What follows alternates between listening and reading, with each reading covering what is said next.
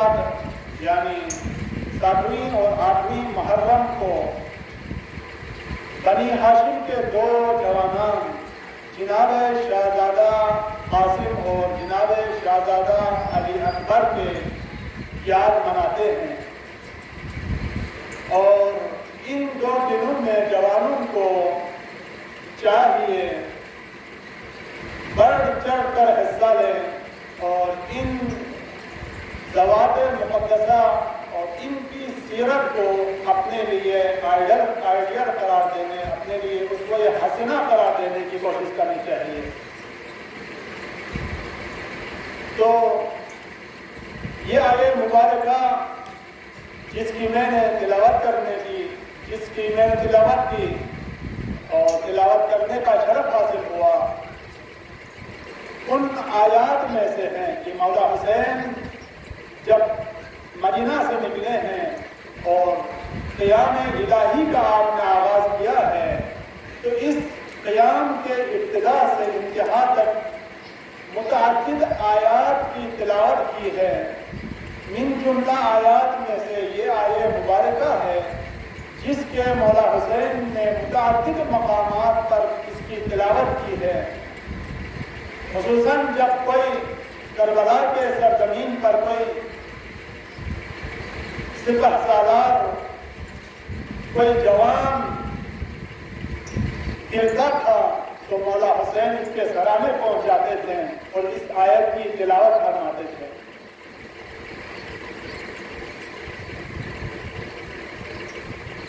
اگرچہ کربلا والے، کربلا کے شہداء، اکثر شہداء جوان ہیں، کم و بیش اکثر شہداء جوان ہیں، لیکن بنی ہاشم کے تقریباً سوائے مولا حسین کے سب جوانان ہیں، سب کے سب جوان ہیں۔ ان جوانوں میں جس کی عمر سب سے زیادہ ہے وہ علمدار عباس، علمدار حسین ہے۔ ان کی عمر شریف سن مبارک 38 سال ہے۔ اب آپ اس سے اندازہ کر لیں کہ بنی ہاشم کے تقریباً 99% شہداء جوانان ہیں، اور یہ ہمارے لیے بھی بہت بڑا درس ہے، بہت بڑا سبق ہے کہ ان جوانوں نے ایک ایسا عظیم واقعہ، ایک ایسا عظیم کارنامہ انجام دیے ہیں کہ کربلا کا یہ عظیم واقعہ مقدمہ ہے اس عدل الہی، امام زمانہ عدل اللہ تعالی فرجہ الشریف کے ظہور کے بعد جو آفاقی عدل الہی قیام ہوگا، آفاقی عدل الہی کا نظام قائم ہوگا، اس نظام کے لیے مقدمہ ہے۔ اس مقدمے میں ان کا جوانوں کا سب سے بڑا کردار ہے۔ اور یہ بات بھی بتاتا چلوں کہ امام زمانہ عجل اللہ تعالیٰ فرجہ الشریف جب ظہور کریں گے تو ان کے خاص الخاص انصار میں سے اکثر جوان ہی ہوں۔ یہ ہمارے لیے بہت بڑا درس اور بہت بڑا سبق ہے کہ جوانی میں انسان ترقی کر سکتا ہے، جوانی میں انسان کچھ کر سکتا ہے، بہت بڑا کارنامہ انجام دے سکتا ہے۔ اور آج کی دنیا میں کسی قوم، کسی ملک،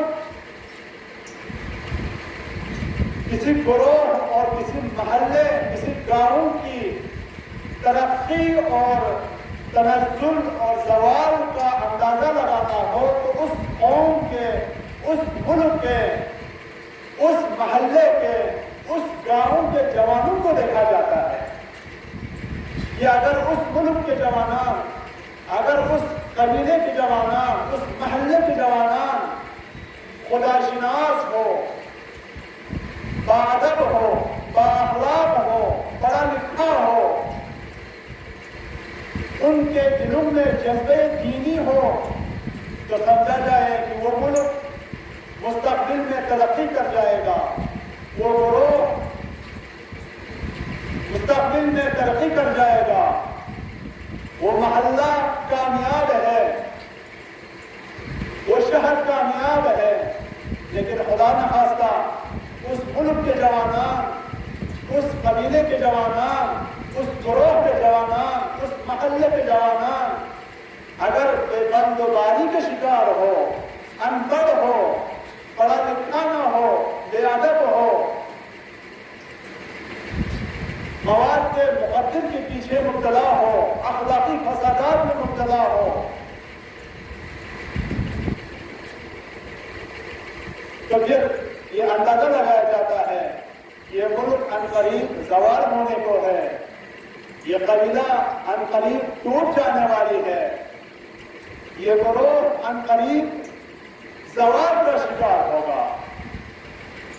لہذا اسدادان حسین، اعزان گرامی، ہم دیکھتے ہیں کہ آج کل یورپ ممالک میں، آسٹریلیا میں، فرانس میں، آگے برطانیہ میں 17 سال سے پہلے جوانوں کو فیس بک دیکھنے کی، یوٹیوب کھولنے کی، انسٹاگرام، ٹیلی گرام دیکھنے کی اجازت نہیں دیتے، یعنی وہ اس مرحلے میں پہنچ چکے ہیں کہ یہ چیزیں جوانوں کو برباد کرنے، جوانوں کو ضائع کرنے، جوانوں کی جو نیرو ہے، جو طاقت ہے، جو جذبہ ہے، اس کو فنا کرنے کا ذریعہ ہے، لہذا ان کو دیکھنے کی اجازت نہیں دیتے۔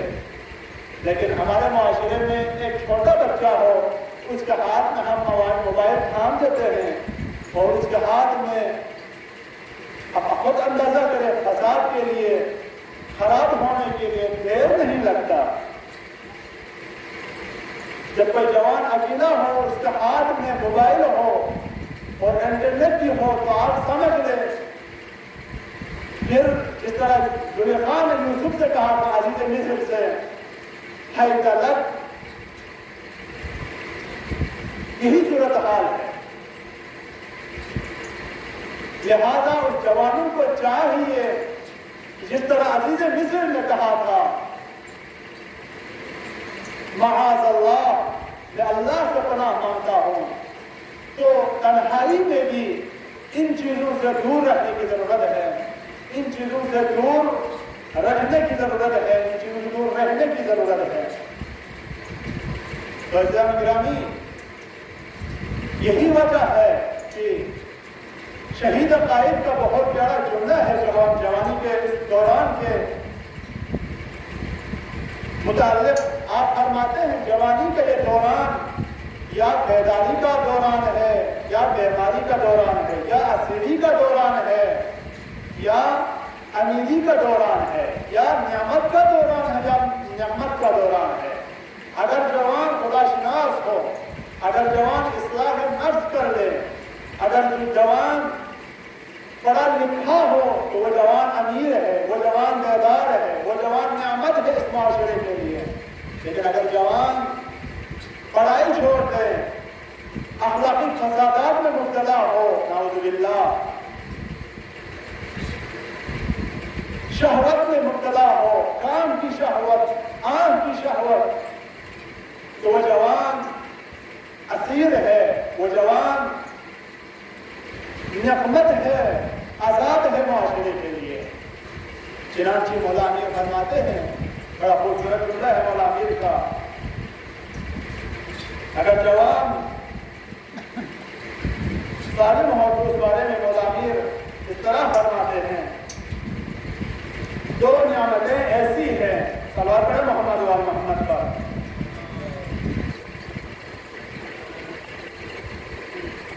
فرماتے ہیں شیئان لا یعرف محلہما الا من فقدہما، دو چیزیں ایسی ہیں، دو نعمتیں ایسی ہیں، ان کی قدر نہیں ہوتی الا من فقدہما، سوائے اس شخص کے، مگر اس شخص کے جو ان دو چیزوں کو کھو دے۔ وہ پہلی چیز الشباب، جوانی ہے۔ کوئی جوانی کھونے کے بعد پھر جوانی کا اس کو احساس ہوتا ہے، جوانی میں کچھ کر سکتا تھا، جوانی میں پڑھ سکتا تھا، جوانی میں ترقی کر سکتا تھا، اس کا اندازہ ہوتا ہے۔ اور دوسری چیز عافیت ہے، تندرستی ہے۔ کوئی شخص جب بیماری میں مبتلا ہو جاتا ہے، آپ ہسپتالوں میں جا کے دیکھ لیں کہ کوئی کینسر کی بیماری مبتلا ہے، کوئی اور بیماری مبتلا ہے، تو پھر اس کو اندازہ ہوتا ہے کہ تندرستی کتنی بڑی نعمت ہے۔ لیکن جوانی اور تندرستی میں ایک فرق ہے، وہ یہ ہے کہ تندرستی اگر کوئی شخص بیمار ہو جائے تو ممکن ہے 1 سال 2 سال علاج کرنے کے بعد پھر وہ پلٹ کے آئے، تندرستی ممکن ہے، لیکن جوانی جب ہاتھ سے نکل جائے تو پھر وہ پلٹ کے نہیں آتی۔ شباب جب نکل جاتا ہے تو پھر پلٹ کے نہیں آتا۔ لہذا جوانوں کو بیماری، اسیری اور نعمت سے نجات پا کر امیری، بیداری اور نعمت بننے کے لیے کچھ چیزوں کو، کچھ عوامل کو ہاتھ میں لینے کی ضرورت ہے۔ چند عوامل ایسے ہیں ان کا لحاظ رکھنا ضروری ہے۔ میں 1-2 کی طرف اشارہ کرنا چاہوں گا۔ وہ عوامل جو جوانوں کو نجات دے سکتا ہے، سب سے پہلا سبب اور سب سے پہلا عامل عقل ہے، اور دوسرا عامل دینی تربیت ہے۔ عقل کے بارے میں مولا امیر یوں فرماتے ہیں: من غلب عقلہ ہواہ افلح۔ جس شخص کی عقل اس کے نفسانی خواہشات پر غالب ہو، جس جوان کے احساسات، جس جوان کے غرائز، جس جوان کے شہوات پر اس کی عقل غالب ہو، عقل حاکم ہو، تو جوان کامیاب ہے، تو جوان کامیاب ہے۔ پھر فرماتے ہیں وَمَنْ غَلَبَ هَوَاهُ عَلَىٰ عَقْلِهِ وَظَهَرَتْ عَلَيْهِ الْفَوَائِحُ۔ لیکن جس شخص کی عقل مغلوب واقع ہوا ہو، نفسانی خواہشات اور احساسات اس کے عقل پر غالب ہو، تو پھر وہ جوان فضائح کا شکار ہوتا ہے، رسوا ہو جاتا ہے، وہ انسان رسوا ہو جاتا ہے۔ لہذا جوانی کے اس دوران، اس مرحلے میں احساسات اپنے اوج پہ ہوتی ہے۔ محبت، دشمنی، غرور، یہ ساری چیزیں اپنے اوج پہ ہوتی ہیں۔ لہذا جوانوں کو چاہیے اپنے احساسات پر کنٹرول کرنے کی ضرورت ہے۔ شہوت اپنے اوج پہ ہوتی ہے، کان کی شہوت، آنکھ کی شہوت، ہر قسم کی شہوت، ان پر کنٹرول کرنے کا پہلا ذریعہ عقل ہے۔ عقل کو اپنے اوپر غالب رکھنے کی ضرورت ہے، عقل کو حاکم بنانے کی ضرورت ہے۔ اگر کوئی شخص، کوئی جوان جب عقل کو حاکم بنا لے تو پروردگار عالم اس جوان کو روئے زمین کا فرشتہ قرار دیتا ہے۔ حدیث قدسی کی ایک روایت ہے جس میں پروردگار عالم یوں فرماتا ہے: ایھا الشاب المتبدل شبابہ التارک شہواتہ انت عندی کبعض الملائکۃ۔ وہ جوان جو اپنی جوانی میں خواہشات کو چھوڑ کر اگر وہ میری اطاعت کرے تو وہ جوان میرے نزدیک میرے ملائکوں جیسا ہے۔ لہذا روایت میں ہے کہ اگر ایک جوان ایک بوڑھے شخص کے ساتھ نماز میں کھڑا ہو جائے تو پروردگار عالم اس جوان کو 99 صدیقین کا ثواب دیتا ہے، 99 صدیقین کا ثواب اس جوان کو دیتا ہے۔ اتنی عظمت ہے جوانی کا پروردگار عالم کے ہاں۔ لیکن اگر شہوت پر قابو نہ ہو تو پھر مختلف فسادات معاشرے میں پیدا ہو سکتی ہے۔ چنانچہ میں ایک تاریخی واقعہ نقل کرنا چاہوں گا کہ پیغمبر گرامی اسلام کے دور میں، ابتدائی دور میں، بنی عامر کی کوئی خاتون جب بازار گئی، یہودی کے مسلمانوں کا سر معاہدہ تھا آپس میں، جب بازار گئی تو ایک شہوت پرست جوان آگے پیچھے سے اس خاتون کے لباس کو تیر سے کاٹ دیا۔ جب وہ خاتون کھڑی ہو گئی تو اس کا بدن نمایاں ہو۔ اب یہودی تھے، سب نے مسخرہ کیا مسلمانوں کا اور فیصلہ شروع کیا. اب وہاں ایک جوان تھے مسلمان باغیرت، وہ غیرت میں آ کر اس نے اس یہودی جوان پر حملہ کیا اور اس کو قتل کر دیا. جب وہ قتل ہوا یہودی جوان، تو یہودیوں نے آ کر اس جوان پر حملہ کیا اور وہ مسلمان شہید ہو گئے.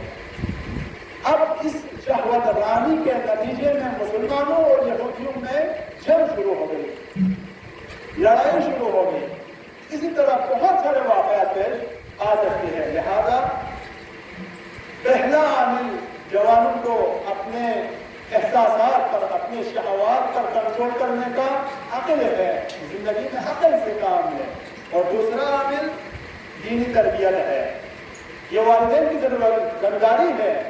والدین کی ذمہ داری صرف بچوں کو کھانا پینا دینا، صرف ان کا پیٹ بڑھانا نہیں ہے، صرف ان کو دینی تعلیمات دے کے پھر نوکری پہ لگانا یہ نہیں ہے، بلکہ ان کی سب سے بڑی ذمہ داری، جس طرح پروردگار عالم نے قرآن میں ارشاد فرماتا ہے قوا انفسکم واہلیکم من النار، اپنے آپ کو اور اپنے اہل عیال کو جہنم کے آگ سے نجات دلاؤ. بچوں کی تربیت ہے، ان کو دینی عقائد سے آشنائی کرانا، اخلاقیات سے آشنائی کرانا، شرعی احکامات سے آشنائی کرانا، یہ سب سے بڑی ذمہ داری ہے والدین کی. اگر اس ذمہ داری پر کوئی والدین عمل نہ کرے تو جن کے بارے میں پیغمبر گرامی اسلام اس طرح فرماتے ہیں کہ پیغمبر گرامی اسلام کے دور میں جب آپ مدینے کے گلیوں سے گزر رہے تھے اور آپ کی نظر جب بعض بچوں پر پڑی تو آپ نے ایک عجیب جملہ کہا، فرمایا وَيْلٌ لِأَوْلَادِ آخِرِ الزَّمَانِ مِنْ آبَائِهِمْ فَقِيلَ يَا رَسُولَ اللَّهِ مِنْ آبَائِهِمُ الْمُشْرِكِينَ. فرمایا بربادی ہے ان بچوں کے لیے جو آخری زمان میں ان کے والدین کے ہاتھوں، یعنی ان کے والدین کے ہاتھوں آخری زمان مطلب ہم ہے، یعنی ہمارے بچوں کی بربادی آخری زمان میں والدین کے ہاتھوں ہے. تو انہوں نے صحابوں نے اصحاب نے سوال کیا یا رسول اللہ کیا وہ والدین مشرکین ہیں، یعنی مشرک ہونے کی وجہ سے، کافر ہونے کی وجہ سے، منافق ہونے کی وجہ سے بچوں کی بربادی ہے؟ پیغمبر نے فرمایا لا من آبائہم المؤمنین، والدین مومنین ہے ماشاءاللہ، شب زندہ دار ہیں، عبادت گزار والدین ہیں، ان والدین کے ہاتھوں بچوں کی بربادی ہے. کیوں؟ پیغمبر فرماتے ہیں لا يعلمهم شيئا من الفرائض، اس لیے یہ والدین خود عبادت میں مصروف رہتے ہیں، بچوں کی تعلیم کے حوالے سے، ان کی تربیت، ان کے کھانے پینے کے حوالے سے، ہر حوالے سے وہ پیسہ خرچ کرتے ہیں، لیکن ان کو تعلیم، دینی تعلیم دلانے کے حوالے سے، فرائض الہی سکھانے کے حوالے سے وہ خرچ کرنے کے تیار نہیں ہے. فرماتے ہیں لا يعلمهم شيئا من الفرائض، اس لیے کہ چونکہ بچوں کی انہوں نے تربیت نہیں کی ہے، بچوں کو سکھایا نہیں ہے، دینی تعلیم سے آشنائی نہیں کرایا ہے، اس لیے والدین پھر فرماتے ہیں انہ منی بری ومنی برا. یہ والدین اگرچہ مومن ہے، اگرچہ مقدس ہے، لیکن یہ مجھ پیغمبر سے دور ہے اور میں پیغمبر ان سے دور ہوں. صلوات پڑھیں محمد وال محمد پر. تو عزیزان گرامی، دوسرا عامل تربیت دینی ہے، اور آج تربیت دینی کے اثرات دیکھنا ہو کربلا کے میدان میں، تو کربلا کے جوانان ہمارے لیے اسوہ حسنہ ہے، ہمارے لیے نمونہ عمل ہے. میرے جوانوں، آج جناب شہزادہ قاسم 13 سالہ نوجوان ہے، ابھی 13 سال عمر ہے، لیکن جب ان کی صحیح تربیت ہوئی ہے تو آج ذرا جذبہ ایمان دیکھو، جذبہ جہاد دیکھو. جناب شہزادہ قاسم کی کہا جاتا ہے شب عاشور جب مولا حسین نے اصحاب سے امتحان لیا، لینے کے بعد جب معلوم ہوا کہ اصحاب جانے کے لیے تیار نہیں ہے، اس وقت مولا حسین نے ہر ایک کو شہادت کی خوشخبری دی، ہر ایک کو شہادت کی خوشخبری دے رہے تھے. اچانک جناب قاسم کھڑے ہوئے اور عرض کیا یا عمار هل فی من یقتل غدا، کیا کل شہداء کے اس لسٹ میں مجھ قاسم کا نام بھی ہے۔ جناب قاسم ان کی عمر کم تھی، سن کم تھا، اس لیے یہ پریشان تھے، کہیں ایسا نہ ہو کہ کم عمری کی وجہ سے کل مجھے شہادت نصیب نہ ہو۔ چنانچہ کھڑے ہو کے سوال کرتے ہیں، یا اماں، اے میرے چچا، کیا کل شہداء کے اس لسٹ میں میرا نام بھی ہے؟ جب جناب قاسم نے یہ جملہ کہا تو مولا حسین نے جناب قاسم کو اپنے پاس بلایا اور کہا کہ فرائض الموت، اے قاسم، موت کو کس نگاہ سے دیکھتے ہو؟ مرنے کو کس نگاہ سے دیکھتے ہو؟ جناب قاسم فرماتے ہیں، احلا من العسل، چاچا خدا کی راہ میں جان دینا، اب دیکھیں آپ جذبۂ شہادت، خدا کی راہ میں جان دینا، دین کو بچانے کے لیے امام کے قدموں پر قربان ہونا میرے لیے شہد سے بھی زیادہ میٹھا ہے۔ عزیزان حسین، جب عصر عاشور کا وقت آتا ہے، مولا حسین اصحاب کربلا، اصحاب امام حسین کے بعد دیگر شہید ہو چکے ہیں، بنی ہاشم کے جوانوں کی باری آتی ہے۔ اللہ گرامی، ایک دفعہ جناب قاسم کو، جو ام فروا نے جناب قاسم کو سجا کر مولا حسین کے پاس لے آتی ہے اور جناب قاسم مولا حسین سے کہتا ہے، یا اماں حلی رخصت، اے چچا حسین، کیا مجھے جہاد میں جانے، میدان کارزار میں جانے کی اجازت ہو گئے؟ عزیزان حسین عنکم اللہ، جب قاسم نے یہ جملہ کہا تو مولا حسین نے جناب قاسم کو سینے سے لگایا، فبکا بکاء شدیدا حتی غشی علیہما، مولا حسین نے آنسو بہایا، مولا حسین نے زار زار گریہ کیا۔ عزیزان حسین، آپ کے محاصرے شریف تر ہوا، لیکن آپ نے جناب قاسم کو اجازت نہیں دی۔ جناب قاسم نے اپنے آپ کو مولا حسین کے قدموں پہ گرایا، کہا، اے چچا، مجھے اجازت دو میدان کارزار جانے کی۔ عزیزان حسین، مجھے نہیں معلوم مولا حسین کو اپنے بھائی حسن کے جگر کے ٹکڑے یاد آیا ہوگا، یا مظلوم مولا حسن کے جنازے کو تیر باران جو ہوئے تو یاد آیا ہوگا۔ مولا حسین نے بہت گریہ وزاری کیا، جب قاسم نے بہت ہی اصرار کیا تو مولا حسین نے جناب قاسم کے سر پر ایک امامہ رکھا۔ کہا جاتا ہے وہ کہانا جناب قاسم ابھی بالغ نہیں ہوئے تھے، مولا حسین نے سر پر امام حسن مصطفیٰ کا امامہ رکھا، ہاتھوں میں تلوار تھمایا اور جناب قاسم کو میدان کارزار کی طرف بھیج دیا۔ عزیزان حسین، جناب قاسم میدان کارزار میں آنے کے بعد دشمن کا مقابلہ کیا، رلس پڑنے کے بعد دشمن کا مقابلہ کیا، بے باک جوان لڑ رہا تھا۔ حمید مسلم نقل کرتا ہے، میں اس بنی ہاشم کی جوان کو دیکھ رہا تھا، افسوس واردا۔ عمر بن سعد علی مرحوم کہتا ہے، اے حمید، اگر بنی ہاشم کے یہ جوان میرے پاس پہنچ لیں تو میں اس کی ماں کو اس کے غم میں رلا دوں گی۔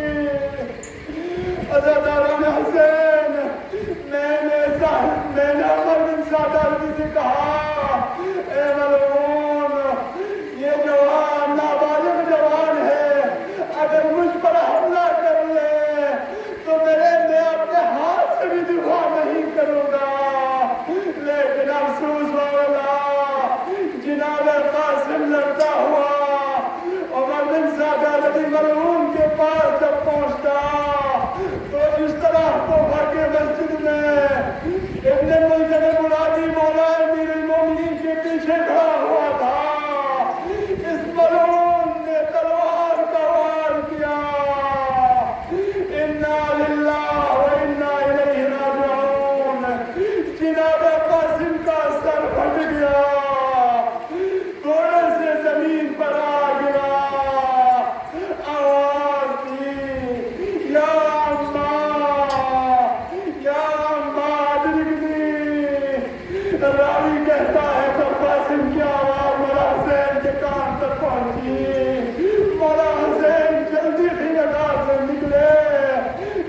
مولا حسین کیا دیکھتے ہیں؟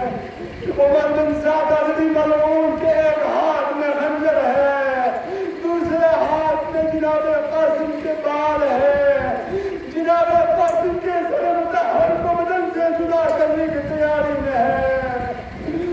عزاداران حسین امینتم علی اللہ، جب مولا حسین یہ منظر دیکھا تو مولا حسین نے تلوار نکالا اور عمر بن سعد علی ملعون پر وار کیا تو اس ملعون کے ہاتھ کٹ گیا۔ ملعون نے آواز دیے کوفے والوں، مجھے حسین کے ہاتھ سے بچا دو۔ افسوس ہو گیا، قوم اشقیا اور مولا حسین کے درمیان ایک انسان کی جان لڑ گئی۔ قاسم بار بار آواز دیتے، اماں ادرکنی، اماں ادرکنی، جان تھک گئی۔ مولا حسین قاسم کے سرانے پہنچتے تو کیا دیکھتا ہے؟ قاسم احتجاج کی حالت میں ہے۔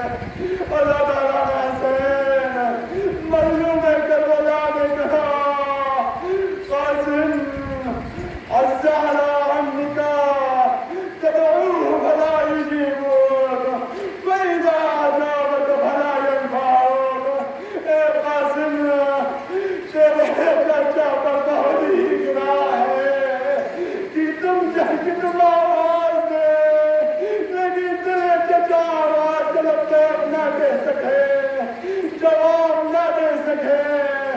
جب جواب دے تو تمہیں کوئی فائدہ نہ ہو۔ مولا حسین نے قاسم کے سرا بھر کو اپنے بغل میں لیا۔